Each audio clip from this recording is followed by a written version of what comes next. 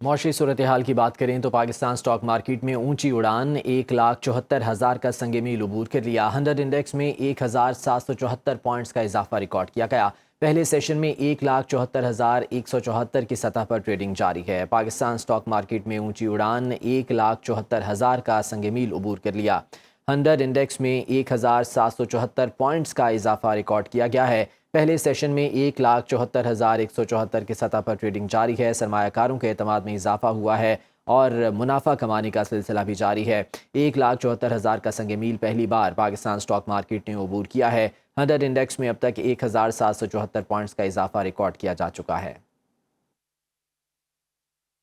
بھارت کی جانب سے دریائے چناب پر دلہستی سٹیج 2 پن بجلی منصوبے کی منظوری۔ نائب صدر پیپلز پارٹی سینیٹر شیر رحمان کی بھارتی فیصلے کی شدید مذمت۔ کہا منصوبے کی منظوری سندھ طاس معاہدے کی سنگین خلاف ورزی ہے۔ بھارت کا مقبوضہ کشمیر میں متنازع پن بجلی منصوبہ پاکستان کے تسلیم شدہ آبی حقوق پر براہ راست حملہ ہے۔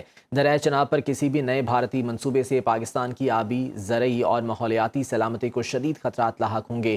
بھارت پانی کو بطور ہتھیار استعمال کر کے جنوبی ایشیا میں کشیدگی اور عدم استحکام کو ہوا دے رہا ہے۔ پانی پاکستان کی ریڈ لائن ہے جس پر کوئی سمجھوتہ نہیں ہوگا۔ بھارت باز نہ آیا تو آپریشن بنیاد مرصوص کی طرح بھارت کو ایک بار پھر ہزیمت کا سامنا کرنا پڑے گا۔ خیبر پختونخوا سے آئے لوگوں نے ذہنی پستی کا اظہار کیا۔ وزیر اعلیٰ پنجاب مریم نواز کے خلاف نازیبا زبان استعمال کی گئی۔ تحریک انصاف کے لوگ مکہ اور مدینہ میں بھی نعرے بازی کرتے ہیں۔ اسپیکر پنجاب اسمبلی ملک محمد احمد خان کی نیوز کانفرنس۔ کہا جس مائنڈ سیٹ کو مکہ کا احترام نہیں وہ اسمبلی کا کیا خیال رکھے گا۔ سیکیورٹی کو کسی صورت نظر انداز نہیں کیا جا سکتا۔ تحریک انصاف نے گیٹ پر پہلی خلاف ورزی کی۔ کچھ ایسے لوگوں کو لایا گیا جن کا نام فہرست میں شامل نہیں تھا۔ کہتے ہیں خیبر پختونخوا اسمبلی میں لوگ جتھے کی صورت میں بھی داخل ہو جاتے ہیں۔ پنجاب اسمبلی کی کارروائی رولز کے مطابق چلائی جاتی ہے۔ سیاسی جماعتوں کے درمیان رابطے ہونے چاہیے۔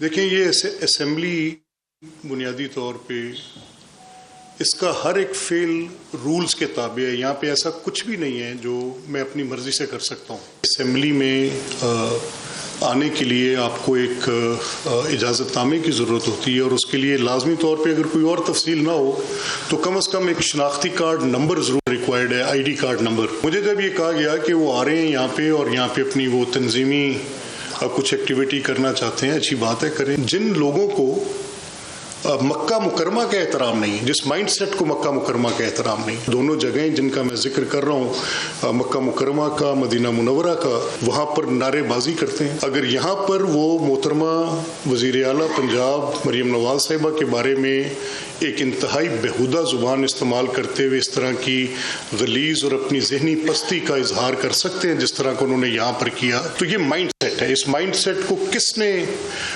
اس طرح سے اکٹھا کیا، یہ فیصلہ اب آپ پر ہے۔ اسرائیلی فوج کی غزہ جنگ بندی کی خلاف ورزیاں جاری ہیں۔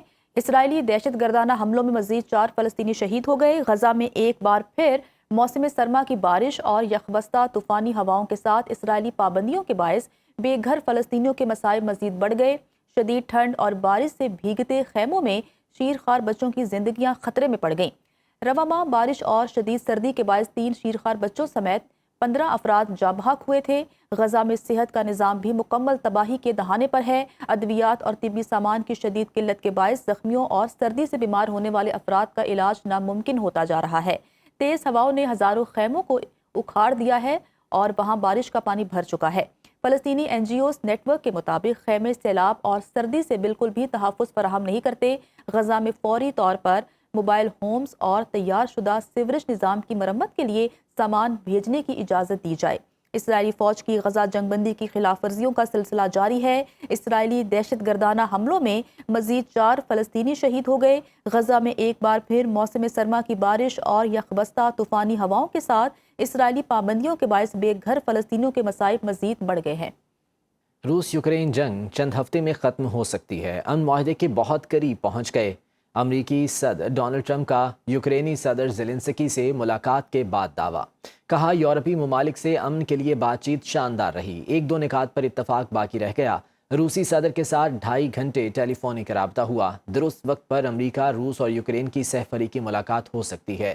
روس فوری جنگ بندی پر تیار نہیں. یوکرینی صدر زیلنسکی نے کہا ڈونلڈ ٹرمپ سے جنگ بندی تجاویز پر مفید بات چیت ہوئی.